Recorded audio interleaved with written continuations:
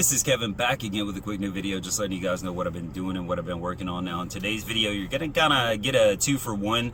I've got a couple of people asking me what I'm driving because, of course, this is definitely not the Eclipse that I was driving before. So I'm gonna give you a quick walk around the car, give you a little information on it. Also, we are going to go to a car museum, which this museum, I've been to a lot of car museums. This museum kind of was off my radar and I didn't know about it until actually today. So I was like, fuck it, you know, I got the day off, let's go down there and take a look. Now, reviews are saying it is small, but it's got some cool cars. So let's go down there and make a video and I'll show you guys. But first, let me show you the new addition to Kevin's cars with this car. Okay, so this is what I'm currently driving. This is a 2012 Lexus IS250. Now, I picked this car up pretty much sight unseen. I bought it from a repo auction, got it for next to nothing. Now, if you don't know, these things have a key fob, which is an immobilizer key, and they cost a lot of money. So this car didn't have one. That's the reason I got it so cheap.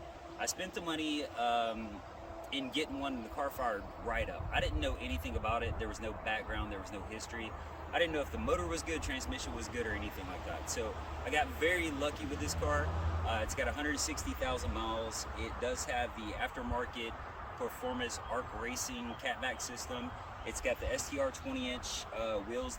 These are staggered wheels, so they're 20 by 10 fobs in the back and then 20 by 9 fobs in the front. It's got the factory suspension, thank God. This thing is like riding a pillow. It feels really good, it's really sporty. The exhaust actually complements the looks of the car.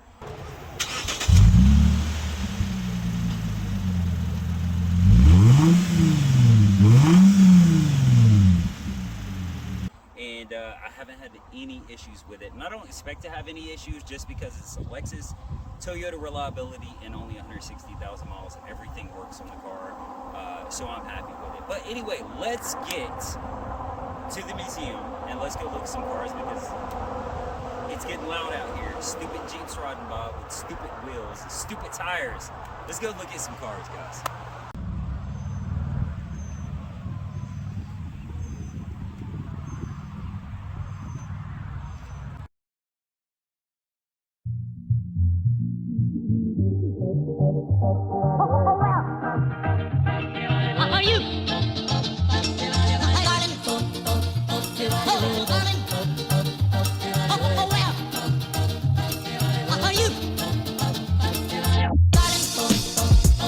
Oh,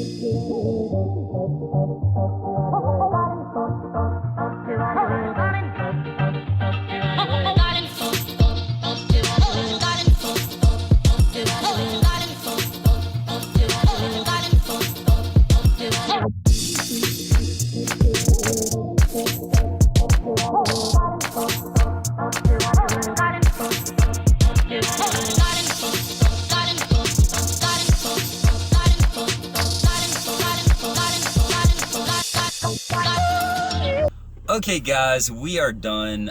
Thank you guys for coming with me to the museum. Now, I do want to talk about what I thought about this museum. It was cool. If you want to come to a place and you want to spend 30-45 minutes looking at cool cars, but it is very deceptive, the size of the building. I was thinking there was going to be more cars than what there actually was. There's probably about 50 cars there, and it's a pretty good variety of cars. Anything from older cars to F1 cars to kind of 90s sports cars, stuff like that. But I was expecting it to be a lot bigger, you know, just basically going off of, you know, how big the building was. But when I walked out, I looked at the building, I turned around, looked at the building, I walked back in, and I was like, I've got to be missing something. So I asked somebody, and they was like, nah, that's pretty much it. But for 15 bucks, you really can't expect too much. It's in a town, Cartersville, Georgia. So if you're around the area, you like cars, it is a place to stop in and just, you know, chill for a little bit and look at some cool stuff. Would I travel to come here? Absolutely not.